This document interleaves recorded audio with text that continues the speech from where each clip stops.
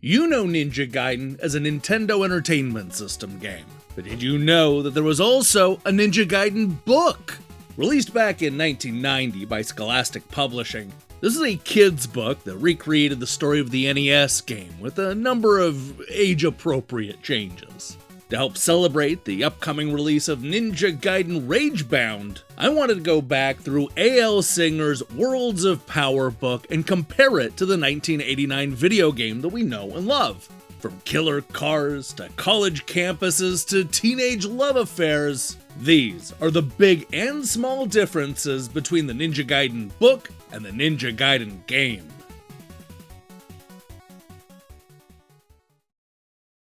The book starts out by introducing not only Ryu Hayabusa, but also his entire village, including Akira, his mentor from birth. The story kicks off with a blindfolded Ryu taking on a pair of swordsmen, using his other senses to gain the upper hand. Of course, this turns out to be a test, and we're there to witness our hero achieve the Dan grade, the highest class of a ninja warrior. Akira gushed that Ryu was the best he had ever seen in his entire life.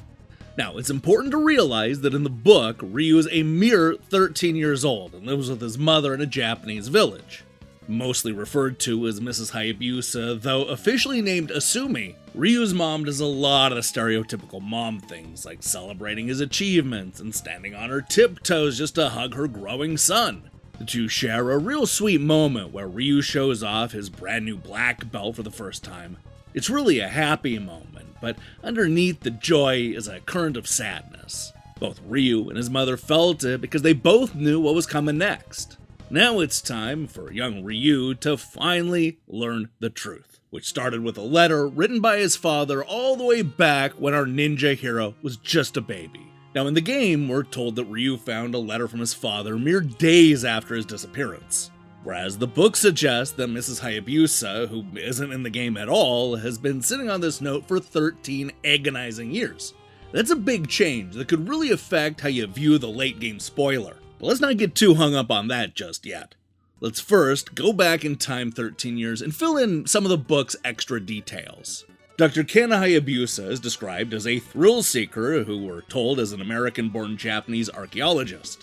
The book tells us that he and his colleague, Dr. Randolph Wimple, were adventuring through the overgrown, unexplored parts of the Amazon, trying to find a group of ruins that are said to hold demons and dragons. Of the 29 different explorers who have attempted to find these ruins, none of them have come back alive. This is actually a pretty great section of the book because it gives us an opportunity to see Ken Hayabusa in action.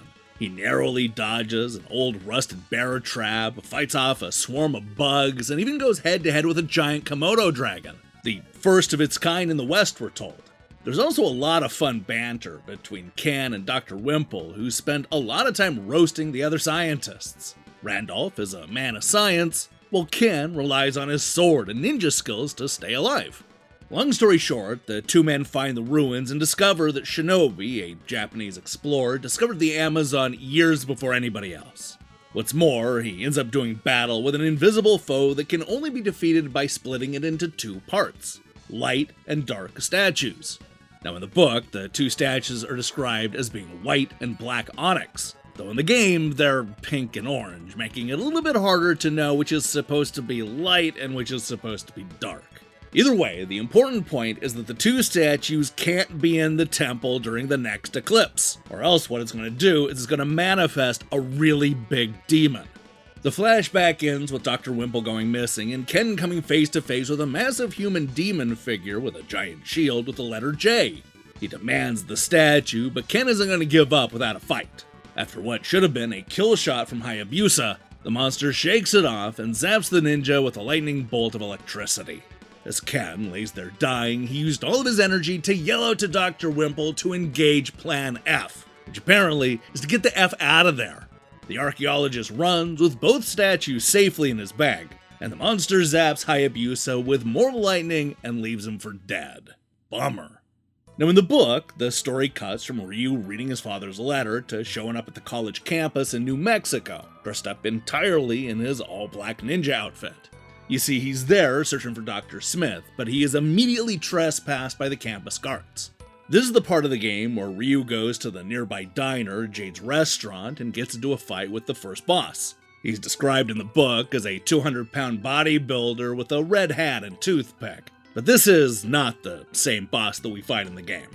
Bonzo, as the book calls him, challenges our hero to a duel, and for some reason, the two of them fight. Now, where the fight differs, besides the character of course, is that the restaurant owner kicks the two of them out, and Bonzo and his four-man posse end up ganging up on Ryu in the back alley. However, before Ryu can gain the upper hand, the fight stops dead in its track because a mysterious woman with a gun shows up and shoots the masked ninja.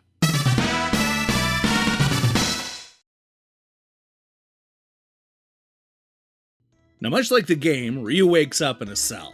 He's a little groggy and confused, but he'll get his answers when the mysterious woman shows back up. This is, of course, Irene, who's described in the book as being not much older than Ryu. She doesn't introduce herself just yet, but does give Ryu a bag and sends him on his way. This is where Ryu fights through the outpost, just like in the game. This leads to him walking through the New Mexico desert, which is depicted as being a lot harder in the game than in the book. In the game, this would be the point where Ryu would meet up with Dr. Smith in his cabin, but in the book, he goes back to the university to try his luck again. Thankfully, this time the guards were a lot friendlier, practically escorting the ninja to the good doctor. The location may be different, but the conversation is basically the same. We learn that Dr. Smith used to be Dr. Wimple, but changed his name when Plan F went into effect. He predicts that the demons will rise and the world will end as soon as tomorrow. But doesn't seem that stressed out about it because he knows that the light and dark statues are far away from the temple. That's when Ryu reveals that he was given the shadow statue by Irene, which is then immediately stolen by an unexpected intruder. Now in the game, that's another ninja swooping in, but in the book, it's a guy pretending to be a postal employee. That's sneaky. This leads to what sounds like a really exciting chase to the college campus, but sadly, none of that is in the game. We also don't get to experience Ryu's epic fight with the postman's car, which he ends up taking down by throwing a bunch of ninja throwing stars. In the game, Ryu runs through the mountains and fights a boss to get the statue back. In the book, the thief drops the statue after crashing his car. The end result is the same, with Ryu returning to Dr. Smith only to discover that he's been badly injured. It turns out that there was another intruder that attacked Dr. Smith, stealing the light statue that he kept in the safe. Now in the game, it's implied that Dr. Smith dies in Ryu's arms. However, in the book, the injuries weren't that serious. Either way, the twist remains the same. Ryu is captured by 3 gun-wielding men in trench coats. Now just like in the game, this is when we're introduced to CIA agent Foster, who's trying to convince Ryu to drop into the Amazon forest and stop the Jaquio from resurrecting an evil demon. There's a whole bit in the book about how the shadow statue was fake and how the postal worker was actually working for the agency. Also, Irene is there justifying why she shot Ryu just a few levels ago. All of that is missing in the game, but that's okay, because it doesn't really add anything here. Ryu's told that he doesn't have a choice, so it's off to South America. In the game, Ryu fights a bunch of bad guys and ninjas in the jungle, but that is not the case in the book. Right as he touches down, he's immediately attacked by a cougar. He reminds himself that he doesn't want to kill an animal, so he tries a ninja magic that he learned to make himself invisible to his attacker. You know, that kinda seems like a power that would have been handy earlier. It ends up working, and Ryu sneaks by the cougar, revealing a clearing where we get that epic moment of seeing Jaquio's lair for the very first time. This is basically the same in the book, but they spend way too long talking about how scary it is, with even the wind telling Ryu to stay away. Now from here, the trip is largely the same. Instead of just running on the train tracks like in the game, Ryu gets in a minecart and rides it right up to the point where the track ends, plunging our hero into the dark void below. Don't worry, he isn't killed here because he's able to hang on to a bit of the cavern, saving him from a fall and certain death below. This is the point of the book where Ryu narrowly avoids fighting what can best be described as a sea serpent. He also nearly gets into a fight with a flying dinosaur, though he later discovers that it's not a dinosaur at all, but rather a machine. You should keep that in mind for later because that's gonna come back up. Now in the book, this is the point where Ryu fights Barbarian. That's the guy that you fight in the diner in the very first stage of the game. However, if you'll recall, that was replaced by a bodybuilder named Bonzo. In the game, the boss is just a demon dog creature. This leads to Ryu meeting the Jaquio for the first time. This plays out pretty much exactly the same way between the book and the game, with the Jaquio revealing that he's captured Irene and using her to make Ryu give him the statue.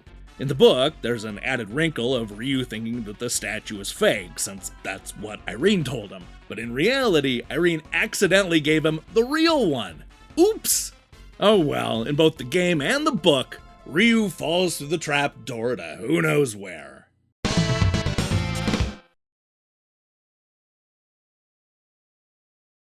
Now in the game, Ryu has to fight through level after level in order to climb out of his predicament. However, in the book, he's dropped right into a boss battle. This time around, it's Bomberhead, which is actually the second level boss in the game. He's the guy that we would have gone up against if the New Mexico desert hike ended with a boss battle. It probably does make more sense to put him in the story towards the end, but in the 8-bit game, every level had to have a boss, so there he is in level 2. After defeating Bomberhead, Ryu immediately gets into another fight, this time with Massacre. Now in the game, that's the 3rd level boss, the one you fight to get the statue back. Of course, in the book, you end up fighting a car, so they move Massacre right after Bomberhead. Now the book fight ends in a pretty fun way, with Ryu smashing an hourglass and literally stopping time. Turns out that the back-to-back fights had weakened our hero, so stopping time ended up being the one thing he needed to win that fight. Now you would think that this would finally lead to an epic climb up those cliffs that I talked about. Just like in the game.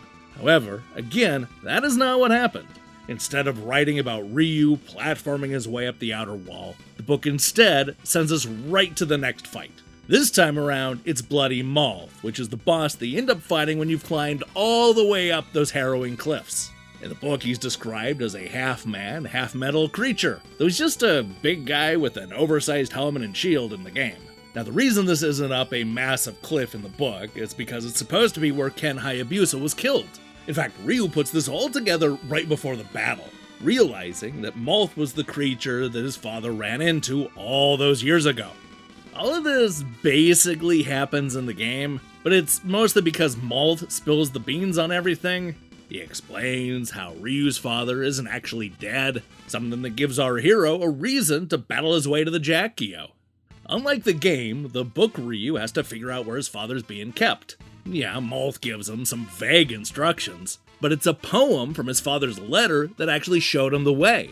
And that poem is, "And when you're lost, my son, when joy becomes despair, I'll send a star of deepest gold to let you know I'm there." Wiping away tears, Ryu followed the star, which took him straight to that damn dog monster boss from earlier in the game. In the book, the creature's actually a lot more dangerous, as it spits out chemicals and has an acid bite. The only way to kill the Kelberos in the game is to shoot a trio of fireballs, but you can just use your sword in the game. Now in the game, you have to play through the perilous final stage to get to the truth, but the book ends up pressing the fast forward button and jumps right to the confrontation between the Jaquio and Ryu. This is where we learn that Ken Hayabusa is under mind control and goes by the menacing name the Masked Devil. This ends up setting up a touching moment where Ryu does something that he never thought he'd ever be able to do, and that is to call somebody dad.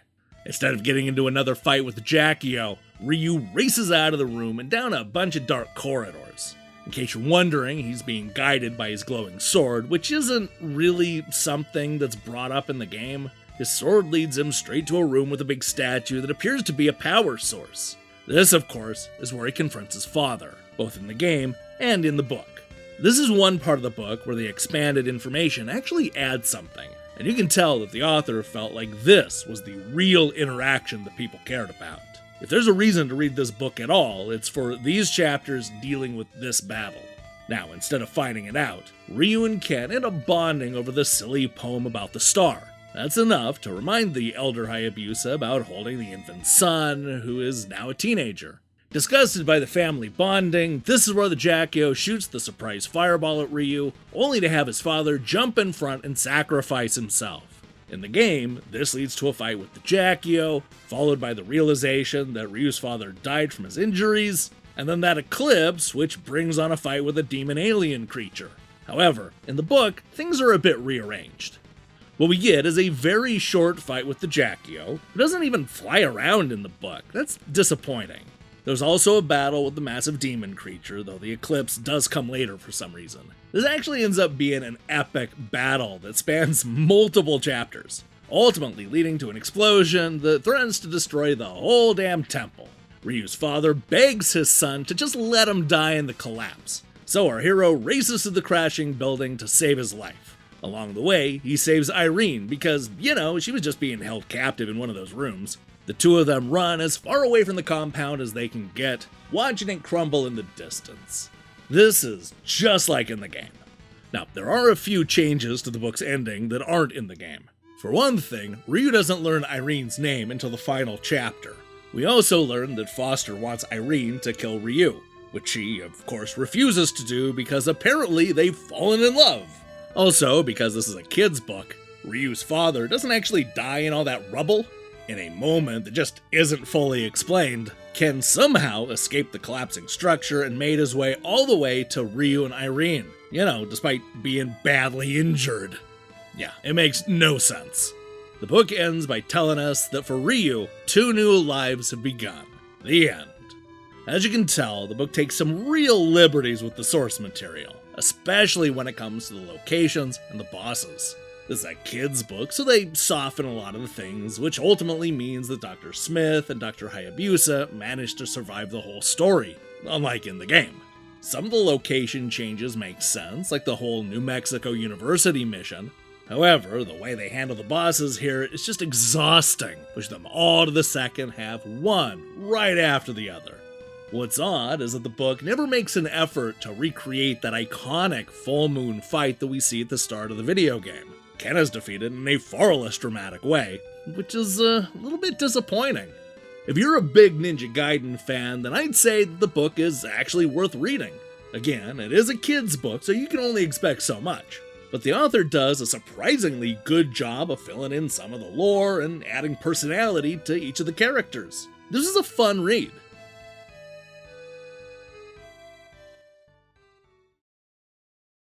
Hey, thanks for watching me break down the story of the Ninja Gaiden book. I actually did a 13-episode audiobook recreation of the book on the Defunct Games website back in 2008. I had so much fun going back and revisiting those admittedly rough recordings. Now, here's the question I have for you. Have you ever read any video game novels? Not books about the video game industry, but the types of books that are trying to expand on a game's lore. There are a lot of them out there, so I'm excited to hear your experiences reading these novelizations. Let me hear your thoughts in the comments below. In other news, we're going to be back tomorrow with a review crew episode, probably involving Nintendo, but who knows. Yeah, here's hoping that they release more than one Nintendo classic this month. While you wait for that, I strongly recommend you click that subscribe button and support what we're doing here. Until then,